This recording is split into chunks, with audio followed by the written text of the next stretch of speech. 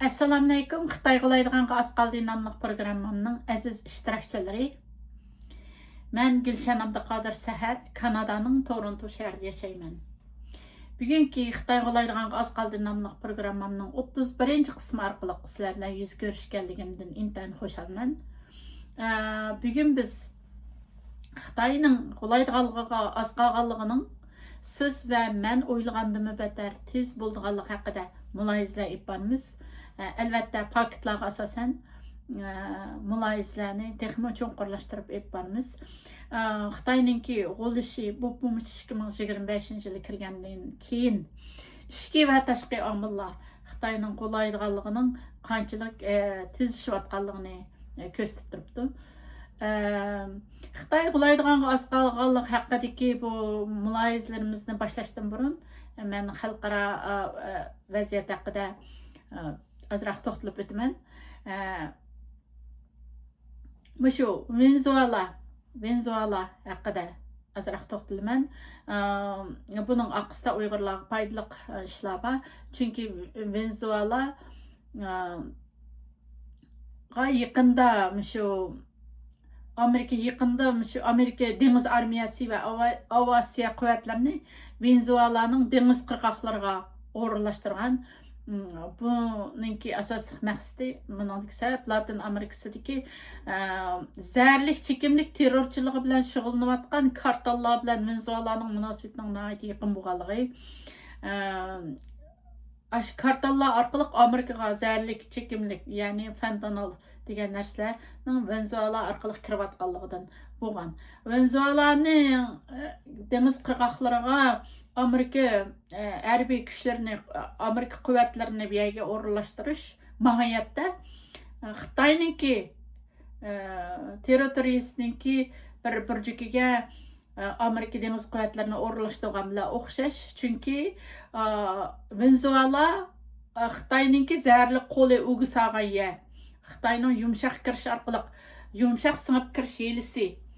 Uningdan keyin mushu qarz pul taqitish to'zig'i orqali dunyoni qamal qilishdan iborat razil qo'li va razilliklari o'g'isag'an bir yer Venezuela.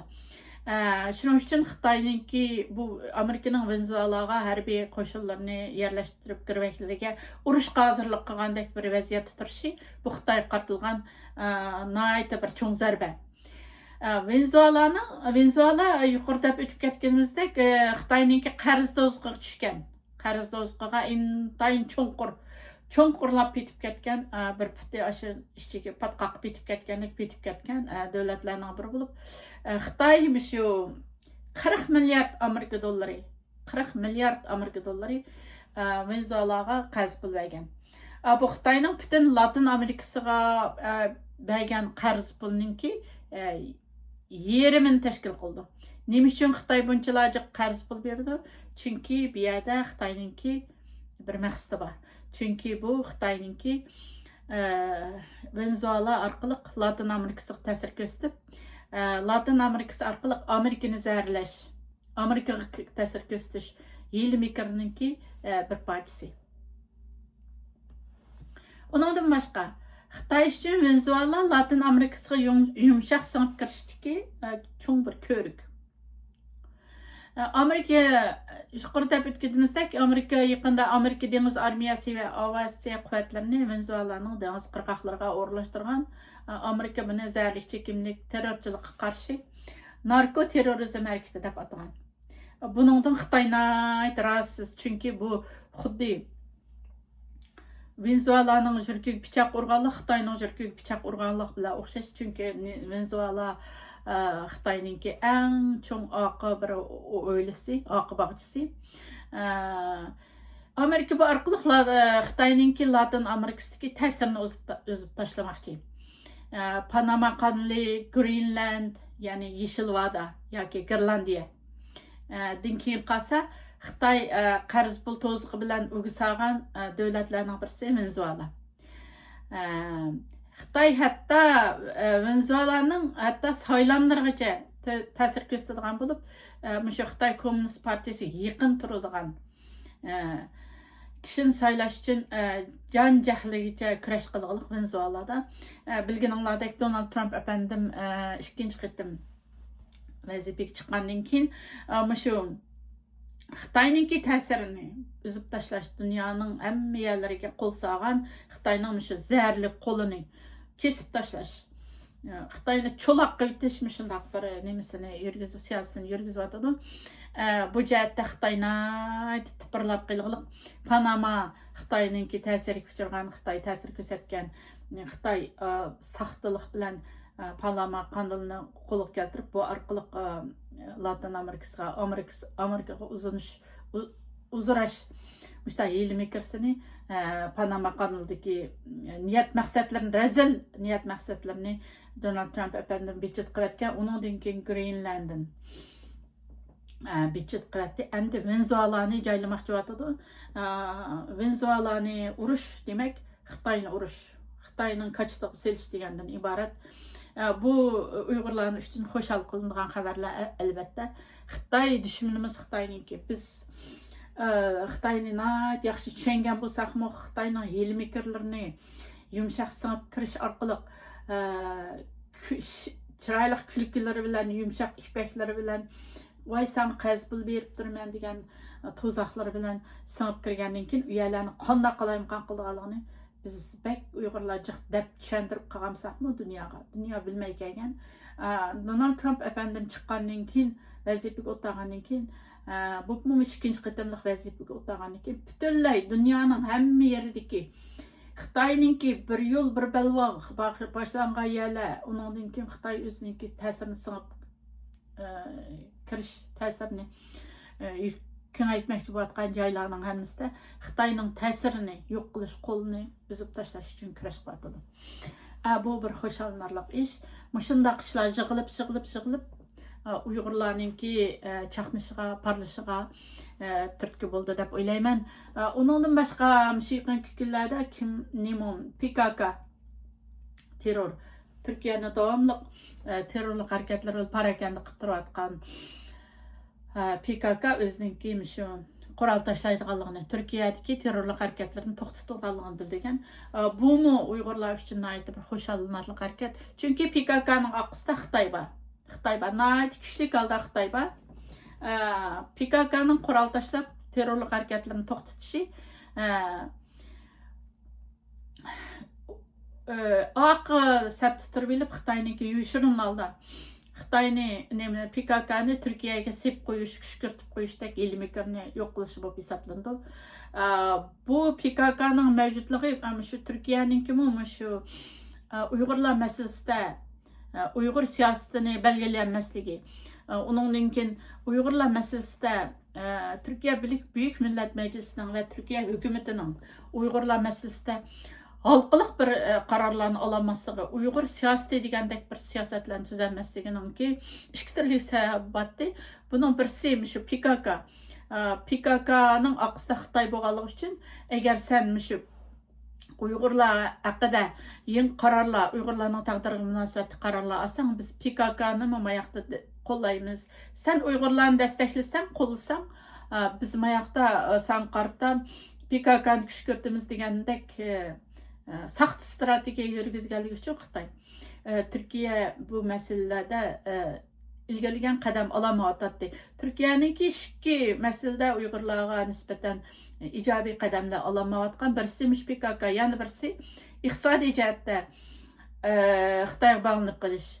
İnşallah bu PKK terrorlik harakatlarininki Turkiyada yo'q bo'lishi, ularning qurol tashlashi xayrli ishlarga nisb bo'lg'ay. İkincisi Xudoyim inşallah şu Turkiya Xitoyga iqtisodiyotda bog'lanib qolishdan voz kechib, G'arb bilan yiqilishib, Amerika bilan yiqilishib, Amerikadagi G'arb davlatlari bilan yiqilish orqali o'z iqtisodiy taraqqiyotini yuksaltirib, Xitoydan uzoqlashishiga vasila bo'ladi deb o'ylayman. Endi shundaq men endi programmamninki asosliq shu markaziy ideyasiga o'tib ketmoqchiman.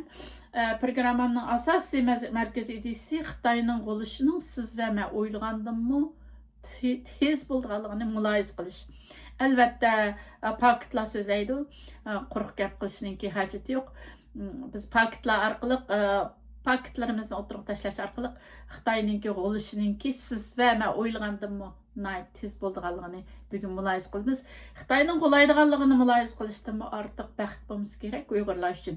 Chunki 70 yil, 80 yilga yaqin Uyg'urlarga qilmagan, etmagani, qirg'inchiliklar bilan dunyoga mashhur bo'lgan Xitoyning g'o'lishini ko'rish va g'o'lishini muloyiz qilishdan ortiq baxt yo'q deb o'ylayman.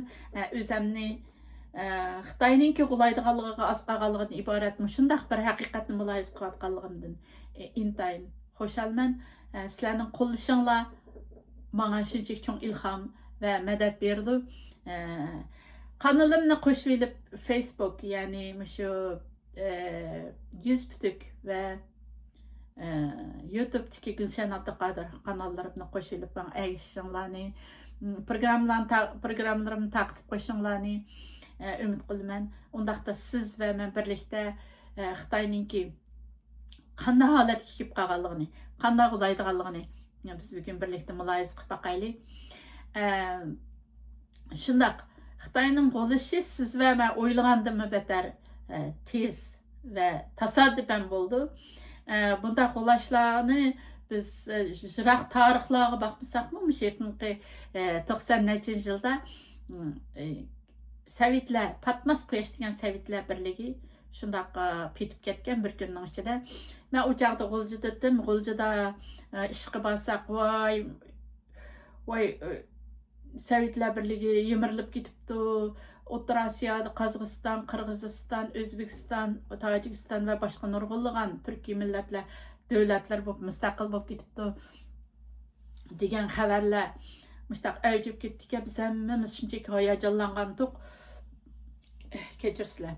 Va ko'nglimiz bak yerim bo'lgan, bak yetimsirab qolgandik, bak bo'ynimiz qisilgan. Chunki o'zimizdan 200 kilometr uningga yetmaydigan yerdagi uzoqlikdagi Qozog'istonning mustaqil bo'lishi bizni bir jihatdan xo'shal qilsa, yana bir jihatdan bizni bir xil bo'ynimiz qisilib qolgan. Uni ozdab Xitoy shu 7-nomerli hujjatni chiqarish orqali terror qirg'inchilik qilingan signalni chilish orqali bizni pek mushalada bir yan mustaqillikning o'tlari yolqinjab qolamdi degan maqsadda mashrablarimizdan tortib bir tashkilot qatorida hisoblab qirg'inchilik berib 5 fevral g'o'lja inqilobidagi bir inqilobning paydo bo'lishiga keltirib chiqqan. Xitoy shunchalik ansiragan, chunki g'o'lja shu Sharq Turkiston Cumhuriyeti qurilgan joy Ilis sultonligining poytaxti bo'lgan, Cumhuriyatning poytaxti bo'lgan. Her zaman shu ilqi mustaqillikning o'tlari o'chmagan bir zaman. Shuningga buning cho'g'lari yana yolqinjab qolamdi degan maqsadda shuningdan keyin Uyg'urlar qarta nayta qattiq qo'l qirg'inchilik siyosatlarini yurgizishga boshlagan Xitoy. Endi 25 yil o'tgan bugungi kunda biz shu Xitoyning o'sha xuddi Patmas Quyosh degan Sovetlar birligiga o'xshash cho'kib ketadiganligidan iborat shundaq paketlar bilan qarshilashayotimiz.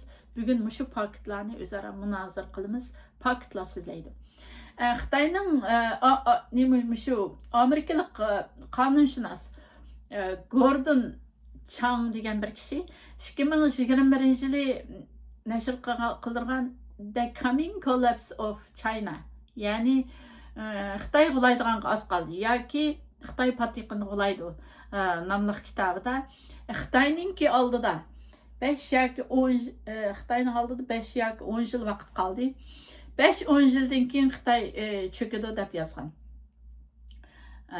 2001-yilda e'tiboran bu tarafga 2001-yildan hozir 2026 bo'lsa, 26 yil bo'lsa, shu 26 yildan 25 yildan ortiq vaqt, 25 yil vaqtdan buyon nurg'unlagan yozuvchilar, muxbir va muloyizchilar Gordon Changga o'xshash ko'z qarashda bo'lib kelgan. Ammo oqibatda nima bo'ldi? Xitoy cho'kmadi. Aldım pərəz qilishlar ko'p bo'ldi, ammo Xitoy aslidagidan betar. O'tgan 25 yilda aslidagidan betar kuchlanди, toki bugunga qadar. Bugun endi Xitoyninki oxirgi jon talishilgan kunlari nayt yaqinlab kelyotidi. Oxirgi kunlari bag'ansiri kundan kunga yaqinlab kelyotidi. Masalan, biz hozir Xitoyni bir binoga o'xshatsak, binoninki hamma yeriga dast ketdi hozir. Xitoyninki hamma yeriga dast ketdi. Undaqda bu binoning cho'kib ketishi biz o'ylagandimmi,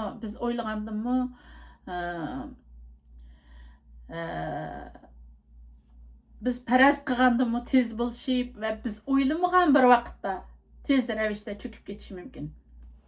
Chunki Xitoyninki bu binoga o'xshasa Xitoyninki ichki qismidagi iqtisodining orqaga cho'kishi va bugun biz mulohaza qiladigan nurg'unlagan masalalar Xitoyning bu binoning ichki qismida dast ketganligini, tashqi qismining dunyoning bu saxta, razil, dunyoga hech qanday bir manfaat olib kelmaydigan, shaxsiy o'zining manfaatini ko'zlaydigan, Amerikaning oldiga o'tib dunyoga zo'migar bo'lman deydigan bir zo'migar kommunistning oxir tugaydigan kunlardan kelganligini bilganligi uchun bu Xitoydan iborat bu binoning teshidanmi urayotganligini, ichki urilish va tashqi urilish birlashib Xitoydan iborat bu cho'ng binoning ichidanmi, teshidanmi dast ketganligidan iborat.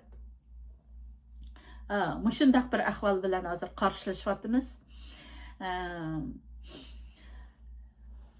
Ammo Xitoy bu cho'kishni intayin yushirib va badazlab dunyoga to'xtatqili bo'lmaydigan bir darajadan tashqari yuksalishninki yolg'on hikoyasini aytib kelyotdi.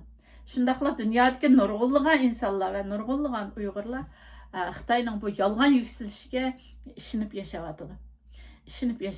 Bu yuksalishlarning hammasi yolg'on yuksalishlar bo'lib, bu yolg'onchiliklar oxiri shalaq qadam cho'kish bilan oxirlashadi inshaalloh. Ammo hozir Xitoydan iborat bu ham xiyolning Xitoy bu ham sherin tushninki parchalanadigan, cho'kadigan, g'olaydigan vaqti keldi. Chunki Xitoy iqtisodiy ostilayotdi. Xitoy yoshlari ishsizlikdan tushkilishyotdi. Masalan, siz o'ylab beqing, shundaq tezlikda ketayotgan bir narsa bir tomga kelib, shundaqla ustiga vaqtida uning kayniga inish qandaq bo'ldi. U o'zining tamponligini saqlay olmay, g'ulab ketadi, vayron bo'lib ketadi. Xuddi Xitoy shundaq bir dengizda ketib, dengizning ostidagi muz tog'larga o'zini urib olib, kayniga dajib o'zining tamponligini saqlay olmay, dengizga cho'kib ketish oldidagi bir cho'ng ko'ni parxodga o'xshab qo'yadi. Undaqda fikrlagan holda biz paketlarni mulohaza qilib boqaylik. Xitoy ko'rinishda iqtisodiy va ijtimoiy siyosiy jihatda tamamen o'xshash holatda cho'kyapti. Iqtisodlam emas, ijtimoiy va siyosiy jihatlardami o'xshashlar shundoq cho'kyapti. Birinchidan paketlarimizning birinchisi analizlarga asoslanganda Xitoyninki iqtisod ahvoli nacharlashib qarab yuzlanayotgan bo'lib, Xitoy davlat bo'lishi bilan eng og'ir zarbini dal mushu iqtisodiy jihatda orqaga chekinishdan ilig'liq. Bu jihatda Xitoydagi iste'mol saviyasining tushib ketayotganligi, Xitoy fuqarolarininki iste'mol har qanday uy, mashina va boshqa narsalarni, kiyim-kechak, dangliq markalarni sotib olish qatorliq jihatlarda Xitoyga ishlash qilmaganlik uchun, Xitoyning kelajagiga ishlash bilan qarayolmaganlik uchun, Xitoyni pat arda g'ulab ketadi yoki bir o'zgarish yuz beradi, yo bir siyosiy o'zgarish yuz beradi deb qarag'anlik uchun Xitoy ichidagi ichki qismidagi davlatninki yurgizayotgan siyosatlarga ishlash qilolmaganlik uchun hech qanday bir narsani iste'molchilarning narsa kerak bir narsalarni setib olmayotganligi va iste'mol saviyasining yildan-yilga tushib ketayotganligi bir paket. Mushu iste'mol saviyasining tushib ketishi Xitoy iqtisodiyotidagi qanchalik darajada ekanligini belgilab turadigan bir tarozidan iborat. Undaqda 2024-yildagi Xitoy iste'molchilarining iste'mol ahvoliga qarab boqaylik. 2024-yili iyun oyida Xitoy bozorlaridagi parcha setish miqdori aran 2% oshgan bo'lib, oldingi 18 oydagiga solishtirganda eng tuvan ahvolga tushib qolgan. Bu Xitoyning oldingi yillardagi parcha setish ahvoliga qarata ro'shan bir xil silishtirim bo'lib turibdi. Xitoy fuqarolarining, ya'ni iste'molchilarning mal setilishi intayin tuvanlab ketgan. Bu iste'molchilarning Xitoy iqtisodining cho'kishiga nisbatan cho'kadiganligiga bo'lgan andisisi sababidan, ishonmasligi sababidan, Xitoyning iqtisodining yuksalishiga ishonmasligi sababidan kelib chiqqan. Xitoy yana Xitoy hukumati omonat qarz kartlarınınki o'sim nisbatini xeyli ko'p tushirgan bo'lsa-mu, ammo xalqning yanılam ishonchisiga erishamagan. Xitoy burunga qaraganda qarz kartlarınınki, qarz pul kartlarınınki o'sim nisbatini Xitoyda ko'p tushirgan. Shundaq bo'lsa-mu, yanılam Xitoy xalqininki ishonchisiga erishamagan. Xitoy iqtisodi 2024-yilining 2-yarmida faqat 4,7%lik yükseliş bilan oldingi yarımdagi 5,3%lik ishishdan orqaga chekingan. Bu tushish 2023-yildan buyangi Xitoy iqtisodidagi eng chong cho'kish bo'lib hisoblandi. Bu xil ostilash Xitoyning nihoyatda cho'nqur iqtisodiy masalalar bilan qarshilashayotganligini, nihoyatda ikki qismida iqtisodiy jihatda bo'g'ilib qilish bilan, xuddi suvning ostida suv uzishini bilmaganligi sababidan yo boshqa nurg'ulg'an sabablar tufaylidan suvda bo'g'ilib qolayotgan bir odam kishidek iqtisodiy oqoqidan kelayotgan iqtisodiy masalalar sababidan shu kanidan bo'g'ilib qolayotgandek bir vaziyatni shakllantirgan. Undan boshqa ama şu Xitoy yo'l qo'ygan planliq tug'ut siyosati Xitoyda hozirgi mavjud yosh nufusining ozlab ketishini keltirib chiqargan. O'zinglar bilsizlar, yoshlar asosliq iste'molning asosiy manbasi yoshlar. Bu xil yosh nufusining ozlab ketishi Xitoydagi nurg'unlagan agash masalalarni keltirib chiqargan bo'lib, buning biri Xitoydagi iste'molchilarning ozlab ketishi. Buni azdab Xitoy Kommunist partiyasining iqtisodga bo'lgan qarashining mavjud iste'molga qarata ikki qismidagi mavjud iste'mol ahvoliga qarata mahsulot ishlab chiqarish emas, balki o'zini plansiz darajadan tashqari holda mahsulot ishlab chiqarib o'zini dunyoga ko'z qilish, voy men shundoq bir cho'ng davlat manchilik bir mahsulot ishlab chiqaryapman, shundoq mahsulot mundaq darajada mundaq sonda mahsulot ishlab chiqarsam-mu, mush mahsulotlarim setilyapti degandek yolg'on bir uchur bilan Xitoy xalqini hep o'zini aldab kelganligi uchun Xitoyning iqtisodiy ahvolida nihoyat bir xil tampongsizlik ve orqaga chekinish.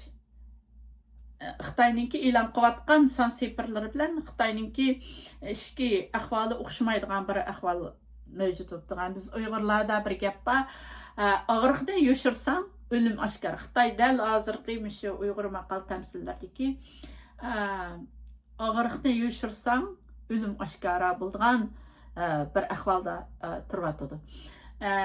Xitoy buni dunyoga o'zini cho'ng ko'rsatish uchun bu xil yolg'onchilikni qilayotgan bo'lsa-mu, ammo Xitoyning bu uchirimi voy mundaq uchib ketgandek cho'ng o'zini ko'rsatishlari haqiqiy Xitoyning ichki ahvoli bilan Bütünlay, tüptünmü qarşı. Onda olsa Xitayninki texim şikilgan halda Xitay iqtisadininki 2024-yildagi raqamlarga qarab baqaylik. 2024-yildagi Xitay iqtisodining rasmiy raqamlari da GDP, ya'ni kishi bashi o'rtacha kirimning ish nisbati hukumatninki 5%lik ish nishonidan jiq oqit qolganligini ko'rsatib turdi. 5% hükümetinin 5%lik iş nişanından çık akıt qağalanı gösterip durdu. Şu Xitay iqtisodiningki orqaga chekinayotganligi xalqarалық pul fondi jamiyatlariningki diqqatini chekkan bo'lib, xalqaro pul fondi jamiyati, ya'ni IMF Xitoyning COVID'dan keyingi bir bosqichda iqtisodiy jihatda kuchli bir silkinish va asliy kelishga duch kelganligini bildirgan. Bununga qo'shilib eksport talablarining tushishi asosan Amerikaninki tamojna bejini Xitoyga qaratgan tamojna bejini oshirishi bilan kelib chiqqan. Amerika Xitoy qo'yiladigan tamojna bejini tarixdagi eng yuqori saviyada, ya'ni 145%lik tamojna beji bilan urayotganlik uchun Xitoyninki Amerikadagi bozorlar bilan Xitoy mollarininki raqobatlashishi zarbaga uchrab, Xitoy mollari Amerika bozorlarida raqobatlasholmaydigan ahvolga kelib qolib, shuning bilan eksport talablari tushib ketgan. Bunun qo'shilib paychak bozorlarining cho'kishi qatarlıq daimlik məsələlər və Amerikanınki bağlanç Xitay qarta tamojna bejini ajırışı soda uruşu qozğışı Xitay iqtisadini veyran boluş girdağına söylep kevatıdı. Aldığımızki 1 noyabr günü Xitay qarta qoyulgan bajni yani 100% aşırılğanlığını bildirgəndi. Donald Trump efendim agar bu 100%lik tamojna beji qo'yilgan bo'lsa, Xitoy qarta ko'taramsan, sangiltib olib, Xitoyning cho'tqisi cho'gilib, shundoq vayronlab bo'lib ketgan bo'ladi. Albatta, shu muloyizachilar Xitoyning qo'lishining biz kutgandan tez bo'lganligini ham biz kutgandanmi battar tasodifiy bo'ldi deb qarayotdi. Ammo bu 100%lik baj ayning 1 günümüş aldığımızki 1-isla yol qo'yilganligidan nayt endişelengan Xitoy darhol oqisiga yenib Amerikaninki ko'kpirchoqlarni elishni to'xtatgan, uni ya'ni qayta setib oldigan bo'pti Amerika Xitoy. Uningdan boshqa ma'vo'liqi nadir elementlar qo'ygan zo'migarligini, ya'ni kontrol qilishini kechiktirganligini uqtiribdi. Bu hargizmi Donald Trump efendim bu shuning bilan o 100%lik baj sal Amerika o'ylashib oqiga chekindigan bo'lardi. Chunki bu Donald Trump efendimning hargiz o'zining degan gapida turmaganligidan emas. Eliqi Uyg'ur xalqi bir maqol tamsil bog'i men yolg'onchi emas, yarim yolg'onchi deydigan. Shu Donald Trump efendimningki tashqi siyosatida qandaq bir nimning unpredictable İngilizce, Uyg'urcha mo'ljalligini bo'lmaydigan bir xil xarakteri bor. Ham masalalarga qarta oldiga mengib, oqiga yenib bundaqni quvvatidi. Chunki o ko'kpirchoqmi Amerikadagi nurg'un dehqonlarning manfaatiga munosabatli masalalar. Uning ustiga Amerikada ajoyib bir dunyo turyapmiz. Amerikada shu boylar hech nimani o'ylamaydigan, vatanning, xalqning manfaati, Amerikaning manfaati, dunyoning manfaati deganlarni o'ylamay Xitoyda azan mahsulotlarni yasasa, ashuni akilib Amerikaga sotsa, o'zi boyusa, shuni ham o'ylaydigan bo'lib ketibdi ekan. Amerikadagi boylarningmi Xitoy bilan chunqur irmash-chirmash bo'lib ketgan. Amerikadagi boylarningmi bu manfaatiga ta'sir yetkazayotganligi uchun Donald Trump efendimningmi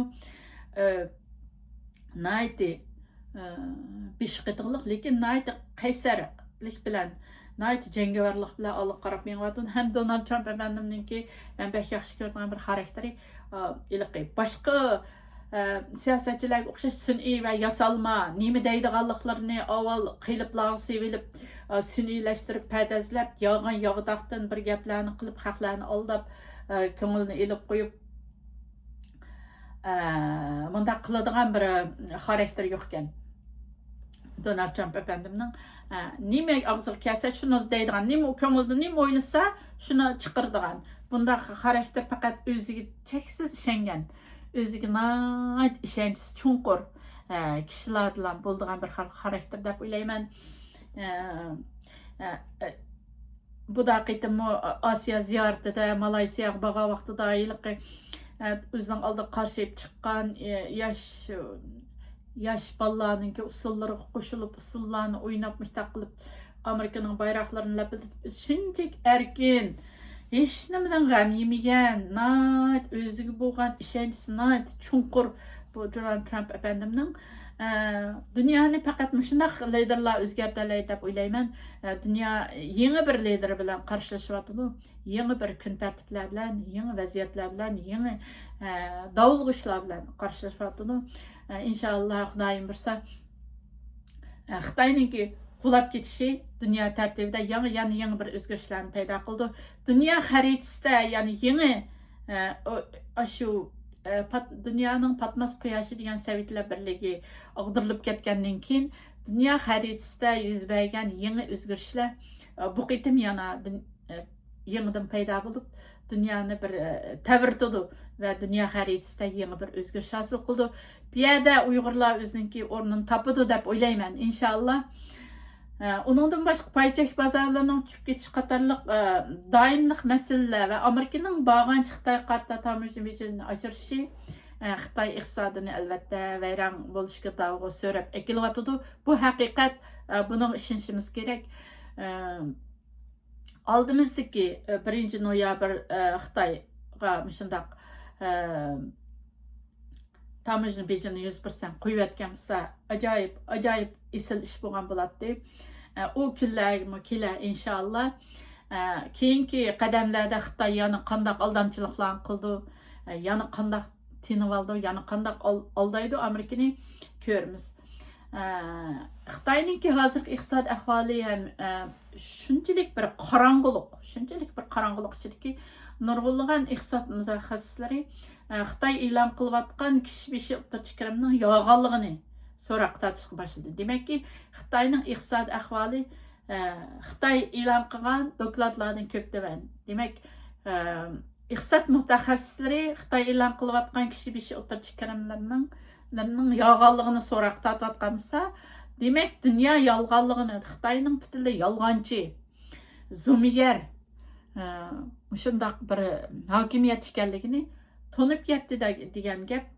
İlgari Uyg'urlar bu masalalarni deb dunyoga angltamgansa, dunyo hozirgi bugun shu Uyg'urlarga o'xshash maydonga, o'xshash tushuncha Xitoyga nisbatan o'xshash ko'z qarashga kelgan bo'lsa, bu Xitoyninki qo'laydiganligi, Uyg'urlarning qanchalik mardona bir millat sifatida yana dunyo sahnalarida chaqlaydiganligining bir bishorati deb qarayman. Bir çağlarda yanımı çoğunqurluğun alda Xitayninki çoğun şirketleriga qarab baqayli. Xitayni kötürüp turayotgan çoğun umurtqa, çoğun törük bo'lgan çoğun inşaat şirketlerinin hal ahvoli zat qayadan-qayacha yanım çoğunqurluğun alda bir qarab baqayli. Bir çağlarda Xitay kishi beshi o'rtacha qiymatining 3dan 1ni tashkil qilgan Xitayning o'yimlik tijorati hozir misl ko'rilmagan darajada ziyon va tavrinichga turyapti. Xitoyninki eng cho'ng ikki inshoot shirkati bor bo'lib, bunun birisi Evergrande, ya'ni birisi Country Garden deganga o'xshash Xitoyninki ikki cho'ng inshoot shirkatining cho'kishi Xitoyning ichki qismidagi iqtisodiy ahvolga ig'ir xatar kelib qolmay, balki xalqaradagi mal bahasıgımı tahdid payda qılatıdı. Xitoy inşaat şirketi hesaplangan şu Evergrande Xitoyga vakillik qildigan, Xitoy hukumatiga vakillik qildigan Evergrande 300 milyard dollardan aşkan qarz bilan çöküşkə qarab mangan. Onundan başqa Country Garden namlıq şirkətmi 194 milyard dollarlıq qarz bilan boğulup, hazır qarz batqıqqa petib boğulup qalğan. Bu Xitoydagi iqtisodiy krizisning qanchalik darajadagi ekanligini o'tirib qo'yguliq. Xitoydagi bu dev şirketlarning çöküşü, Xitoydagi banker deganga o'xshash cho'ng shirkatlargami ogohlantirish signal chaldi. Xalqning nazaridagi o'rnini intayin tuvallatdi. Xitoyning xalqning nazaridagi o'rnini intayin tuvallatdi.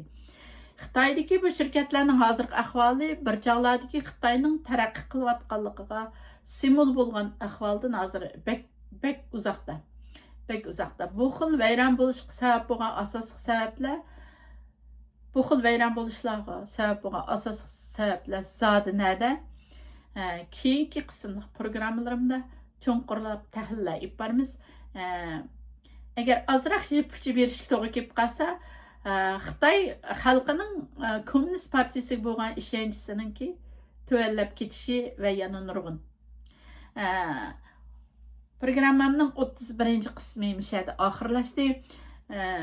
Muloyizimizning davomini anglashni xohlasangiz, keyingi programmalarimga quloq soling.